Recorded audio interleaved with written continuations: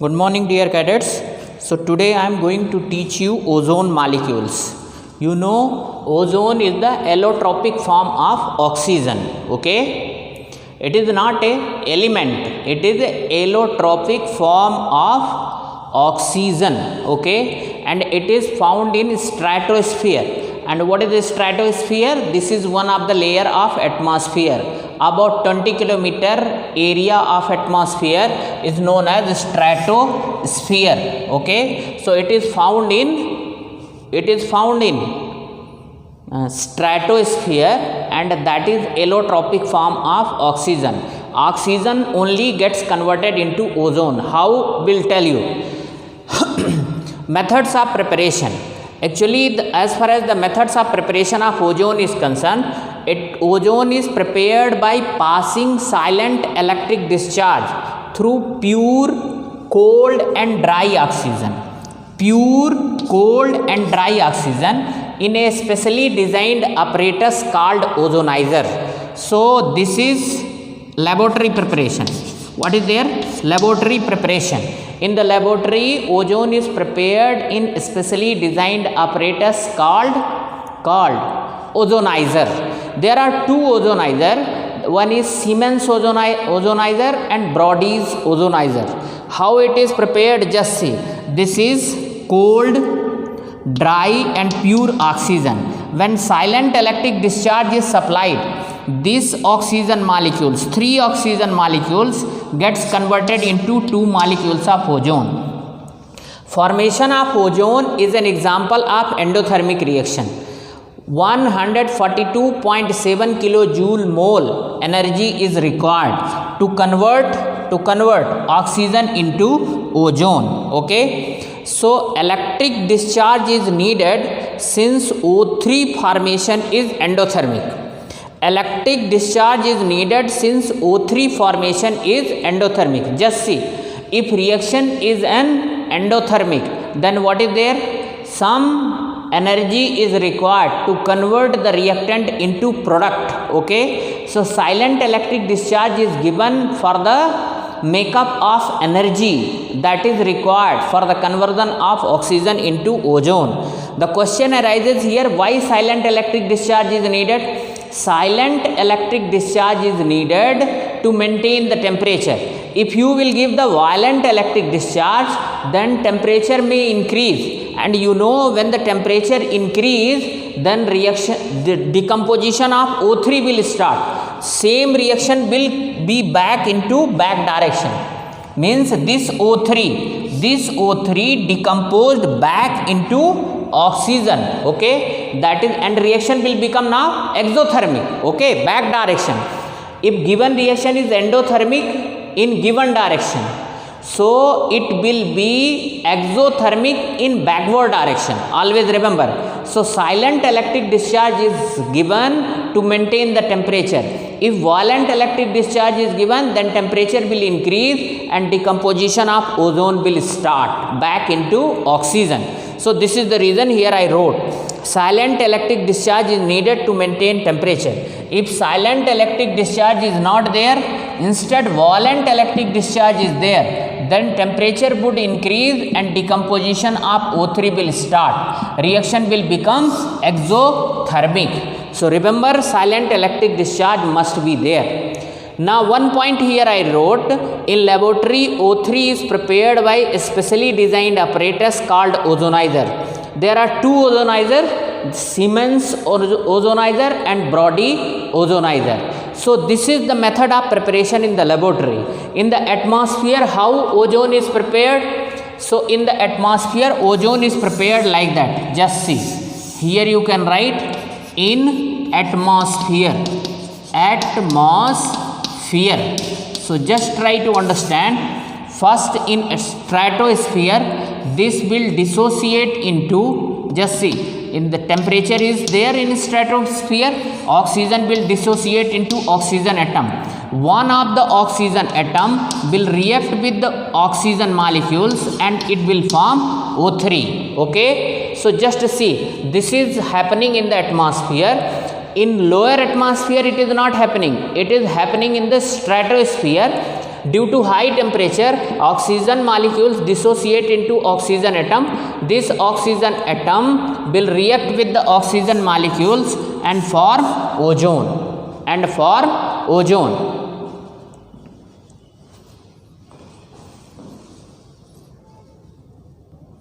Dear cadets, just remember one thing, the reaction which is taking place in atmosphere, this will happen in presence of ultraviolet rays. What is there? Ultraviolet rays. Means this decomposition of, here also you can write UV rays, decomposition of oxygen and association of atom of oxygen with the O2 molecules. Okay, so O3 is formed. This will take place in presence of ultraviolet rays. Okay, so now next one is the physical properties. Now physical properties. The physical properties of ozone is like that. Pale blue gas, it is diamagnetic, heavier than air. It is poisonous. Up to certain concentration it is not poisonous. So try to understand, as far as the physical property of ozone is concerned, number one thing is it is a pale blue gas, diamagnetic in nature, heavier than air. It is poisonous, but at higher concentration it is poisonous. Up to certain concentration it is not poisonous. Now chemical property, the most important chemical property of ozone is decomposition. Remember, ozone is thermodynamically unstable gas. At room temperature only slowly its decomposition starts. Okay, try to understand. Question arises here, why ozone slowly at room temperature decompose and at higher temperature it decompose violently? So try to understand here.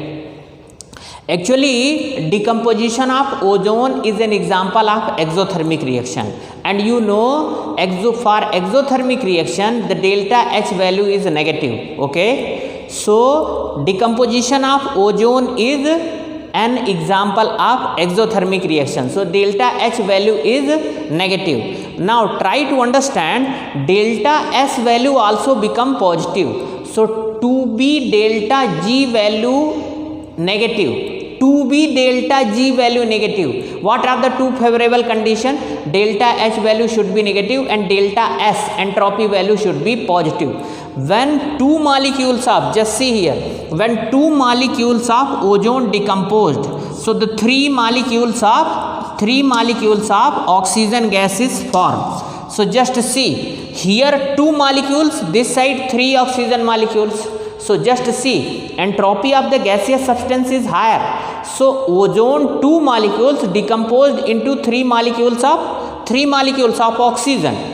So the entropy is positive here because of the formation of three gaseous molecules of oxygen. So delta S also become positive. So just see, because due to decomposition of two molecules of O3, three molecules of ozone means oxygen is formed, hence delta H and delta S both become favorable condition to be delta G value negative. This is the only reason that at room temperature only delta G value is negative. And what is the meaning of delta G value negative? If delta G value is negative, then what is there? Reaction would be spontaneous. That is why at room temperature only ozone starts decomposing. And just see, at higher temperature their decomposition is very violent. Just see, above 475 Kelvin temperature. And if you will take some catalyst like platinum black and MnO2, then its decomposition is very violent. So at room temperature also it is spontaneous, at higher temperature also it is spontaneous. Only the difference is at room temperature slowly will decompose, at higher temperature and in presence of catalyst like platinum black and MnO2 it will decompose violently. So this is the importance of decomposition of ozone. Now try to understand what is the use of this decomposition reaction in daily life. Just see, in crowded place like tunnel, are in cinema hall, what is there? Huge number of people are there or not? So the concentration of oxygen may be less and the concentration of carbon dioxide will be more, because when more the number of people is there, more breathing process will be there, and in that particular area the concentration of carbon dioxide may increase and concentration of oxygen may decrease. So in such places, what is there? Ozone cylinder is kept. So when ozone cylinder is kept, you know that ozone slowly decomposed into oxygen gas. Just see here, 2 molecules of ozone decompose back into 3 molecules of oxygen. So the concentration of oxygen will increase if you kept the ozone cylinder or ozone gas there, because ozone decomposed into oxygen gas. So this is one of the important application of decomposition of ozone. Just try to understand, actually this is the weakness of ozone, but human nature is to utilize that weak nature for their own benefit. So ozone is unstable at room temperature and that is useful for the human being. In those places where crowd is more, there just you spread the ozone gas, ozone will decompose into oxygen and the level of oxygen will increase. Okay, so this is the practical application of decomposition of ozone gas, especially decomposition of ozone gas.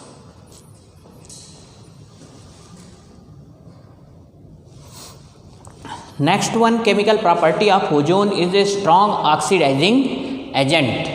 Why it is a actually powerful oxidizing agent than molecular oxygen? Because it has got more energy content, and because of more energy content only, ozone is slowly decomposing at room temperature only. Just see how. This is O3 gas, it decomposes into O2 plus nascent oxygen. Okay, and this nascent oxygen is only causing it to be a strong oxidizing agent. Now just try to understand. Suppose you have taken PVS, okay, lead painting, have you seen or not? In 11th class I taught this one, lead painting. Actually lead painting have you heard or not? In paint, what is there? Lead substances, lead is used, okay, and some other lead compounds are used. And see, lead reacts with atmospheric sulfur, and it forms PVS, lead sulfide, and this is black color compound. That is why lead paintings after certain period of time they become black. Okay, so just see, if lead paintings are treated with ozone, so the black color will be converted into white color. Okay, so just see PVS and this nascent oxygen, how? Just see, this nascent oxygen will react with this one and it will form PbSO4. So this one is a black color compound. Okay, black. What about this one? This is white color compound now. Okay, now take here 4. Now multiply this equation with 4. So the 4 oxygen is cancelled out. Now what is the product here? O3 gas, the PbS solid, this is equal to PbSO4 plus O2 gas. Now try to understand, what is ozone here? Ozone is 0, oxygen is here 0, oxidation state. Lead is +2 here also +2. Sulfur is here -2, but sulfur is here +2. Here oxygen is -2. So just see, PbS sulfur +2 to +6. This is +6 here. Okay. So what is there? Oxidation. What is there? Oxidation. Hence what is PbS here? PbS is here reducing agent because it is undergoing oxidation. Next one is, what is the next one? Oxygen is here 0 and 0 to here -2. So this is reduction. Hence ozone is a oxidizing agent. This is one of the very important reaction for the conversion of black lead painting into white lead painting. So the restoration of white color will impart shining color to the lead paintings, okay, which had become black over the period of time. Okay, so this is there. So this is the first application of oxidation reaction of ozone. Next one reaction. Next reaction is also, just see, second one reaction. Conversion of potassium iodide into I2. Just see. Oxidation of, here you can write, oxidation of Ki into I2. Oxidation of Ki into I2. Just see. The first step is common only. O3 gas. This is equal to O2 gas plus nascent oxygen. Now what is the next one now? The next one is take Ki plus H2O. Aqueous solution you take. Aqueous solution of potassium iodide plus nascent oxygen. So what is here? KOH plus I2. Just balance the reaction. H2. So you have to write here 2K, here 2KOH. Now check the reaction. Oxygen is balanced. Everything is balanced here. Okay. Now this oxygen will be cancelled out. So now here O3 gas plus 2Ki plus what is there? H2O. So here what is the product? O2 plus 2KOH plus I2. So just see, potassium iodide, iodine is -1 here, but here iodine is 0. So -1 to 0, undergoing oxidation. Hence Ki is reducing agent. And here what is there? In KOH, oxygen is -2.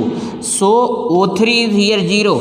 So here just see, O3 0 to -2. This is reduction. This is O3 is undergoing reduction. Hence what is this one? This is oxidizing agent. And there is some application of this reaction. What is that application? Will tell you.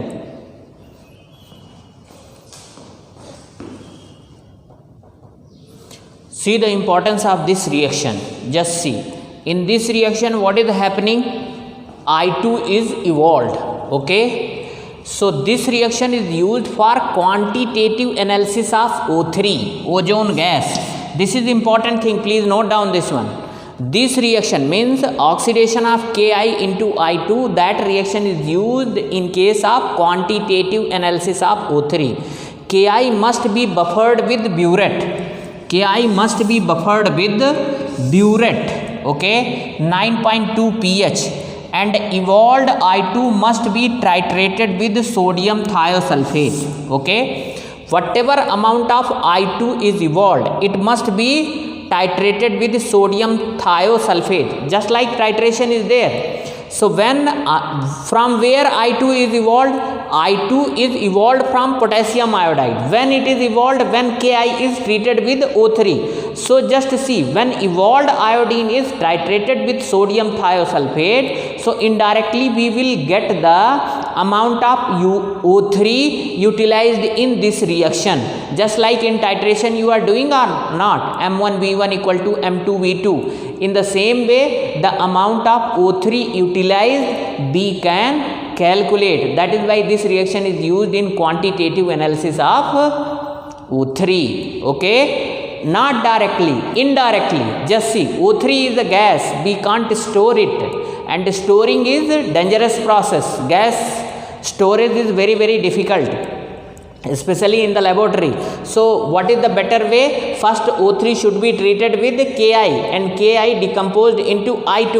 I2 is the solid substance and it can be converted into solution form.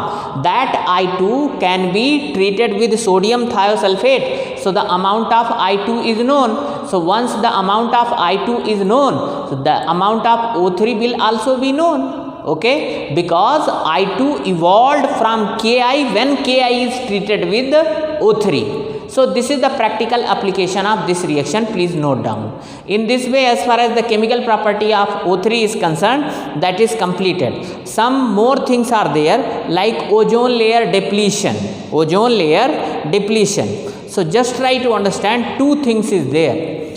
Formation of ozone layer. So how ozone is formed? Very simple thing is there. Just 3O2 in presence of ultraviolet rays get converted into 2O3. This is ozone gas. So ultraviolet rays, they are present in the stratosphere, and in presence of ultraviolet rays, oxygen molecules get converted into O3, and this O3 decomposed due to presence of CFCs, chlorofluorocarbon, and nitrogen oxides. Nitrogen oxides. Okay, I will teach this one in detail. Nitrogen oxides. So now O3 will be decomposed into O2 plus nascent oxygen. So just see, two reaction is there. One is the formation of ozone, another one is the decomposition of ozone. So always decomposition or depletion of ozone layer. So try to understand this ozone layer which is formed here. So the rate of formation of ozone layer is slower than rate of decomposition of ozone layer or rate of depletion of ozone layer. Once again listen here. The formation of ozone layer is slower than the rate of depletion of ozone layer. That is why what is there? What is there? The ban of nitrogen oxides and ban of chlorofluorocarbon is must. Otherwise, slowly and slowly, ozone layer will decompose and all ultraviolet rays will reach on the earth. And ultraviolet rays are harmful for the human body, especially the cornea of the eye will be affected, skin cancer will increase, flora and fauna will be burnt, so desertification will start. That is why ozone layer is very, very important for us.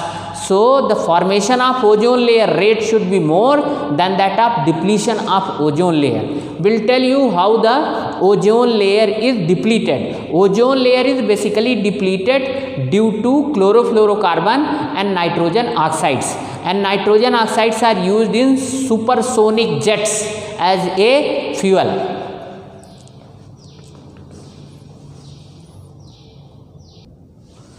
So just see the two causes of ozone layer depletion.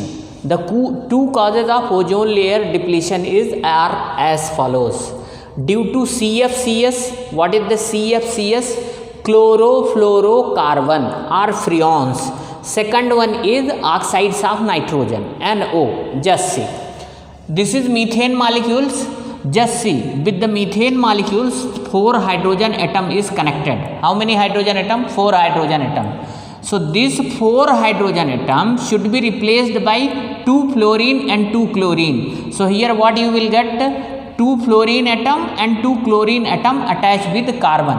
This is only, we can write this one CF2Cl2. So this is CFCs, chlorofluorocarbon. You can write like that also. Difluorocarbon or difluoromethane. Okay, difluoromethane. Okay, this is only freon. Okay, no problem at all. Now try to understand as far as the oxides of nitrogen is concerned. So nitrogen and its oxide is used as a fuel in supersonic jet or aeroplanes. Okay, they are used in supersonic jets and aeroplane as a fuel. NO is exhausted through exhaust system.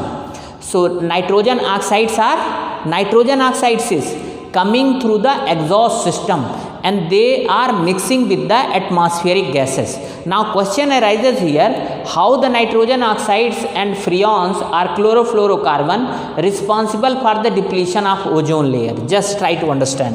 What is this one? CF2Cl2. Just see, ultraviolet rays are there. Okay, ultraviolet rays are there. upper side. So temperature is very high. So due to photon, H nu means photon, due to solar energy, this is decomposed into Cl free radical plus CF2Cl.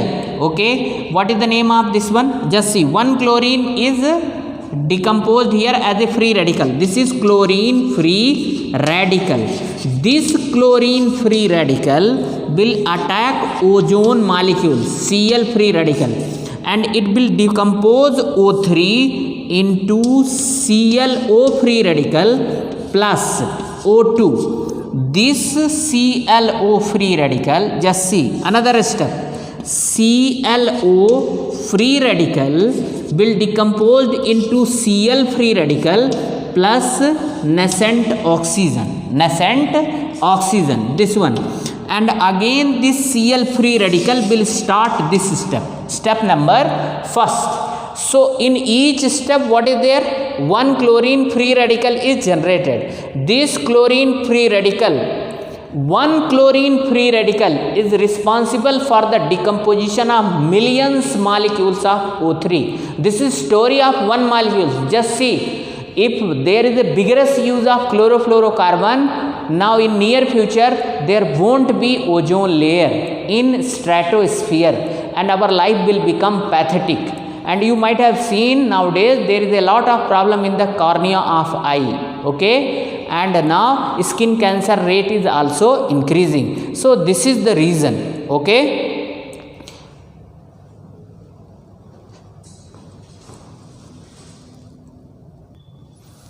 try to understand here this oxygen atom which is evolved here.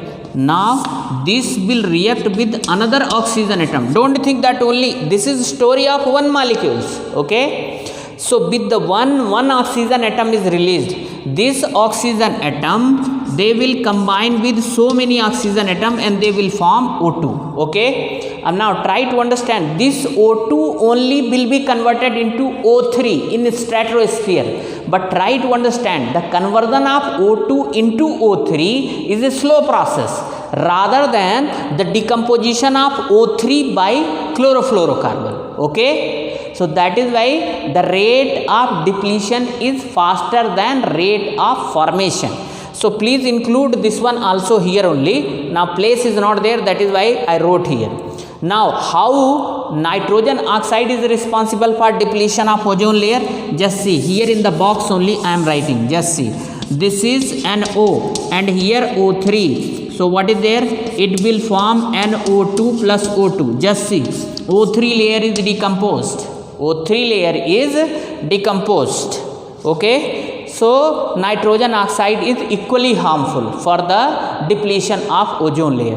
In this way, now almost every chemical property of ozone is completely completed. Now structure of ozone layer means structure of ozone is left. So resonating structure of ozone, just see here only I am teaching resonating structure of ozone, O3. Just see, O3 means how many electrons should be there? 6 into 3. 1 oxygen into 3, sorry, 1 oxygen equal to 6 electron, balance electron, so 3 are there. So here what is there? 18. What is there? 18 are there. So now try to understand here, 18 electron, these 18 electron should be incorporated in the structure of O3. So just try to understand, this is make the structure O double bond O double bond O. So just see, 2 electron you have written here, 2 electron here, with each oxygen atom 2 electron will be there. Okay, so what is this one? Just see, how many electrons are there around each oxygen atom? 2, 4, here 4, 6, 8. But what about this oxygen? Here what is there? 2, 4, 8, 12. So this oxygen is an example of violation of octet rule. So this structure is not correct. This structure is not correct. Then now we can explain, there is no problem at all. Just remove this double bond here. So when you remove this double bond, so here positive sign would be there, and here what would be there? 6 electron. So this is positive, this is negative. Now here what would be there? Another resonating structure. Shift this lone pair here and shift this one here. So another resonating structure is here now. Just see, here only 2 electron would be there, 2 lone pair. So another resonating structure is like that. O, here 2, 4, 6 negative sign. Here what is there? Here what is there?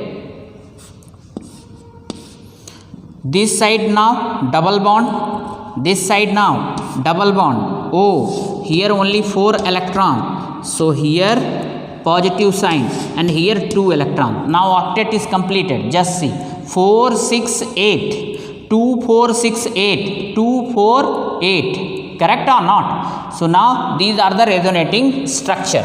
Okay, this is single bond, remember. Okay, so these two are the resonating. This is the resonating structure first. This is the resonating structure second. Resonance hybrid also you can make. O, here 2 electron, single bond O, single bond O. Now here like that, here like that, dotted line.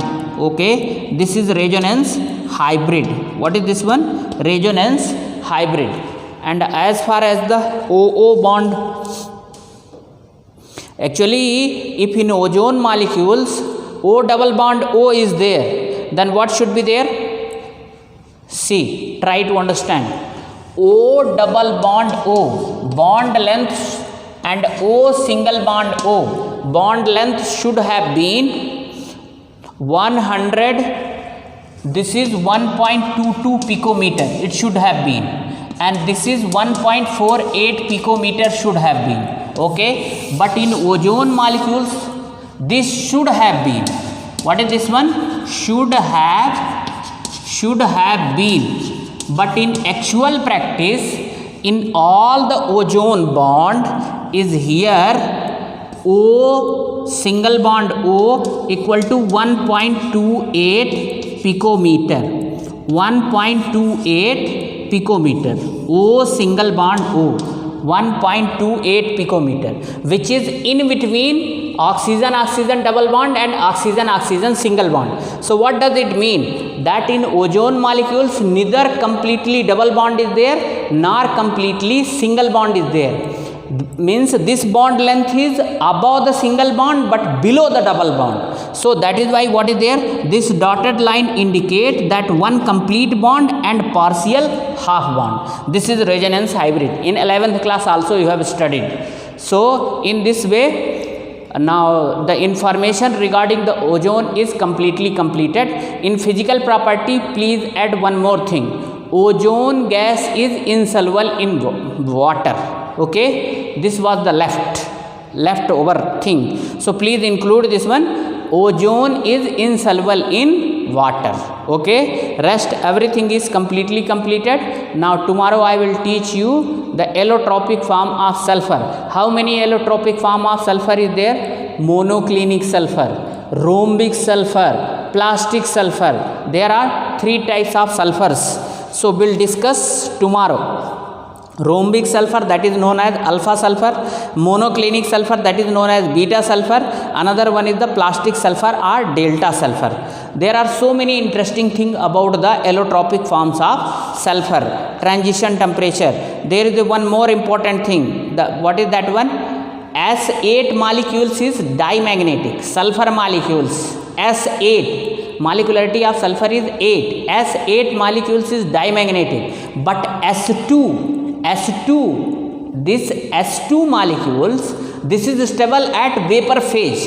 This is paramagnetic. Why? So such, and always remember S2 is stable at higher temperature. At lower temperature S8 is stable. So all these things we'll discuss tomorrow. Afterwards some more compounds of sulfur is there like SO2, SO3, and afterwards what are there? Oxo acids of sulfur is there. So just like a oxo acids of phosphorus are there, same way oxo acids of sulfur is also there. Method of preparation of H2SO4 is there. Their chemical property and some other things are there. And afterwards we will move toward the halogens. Thank you.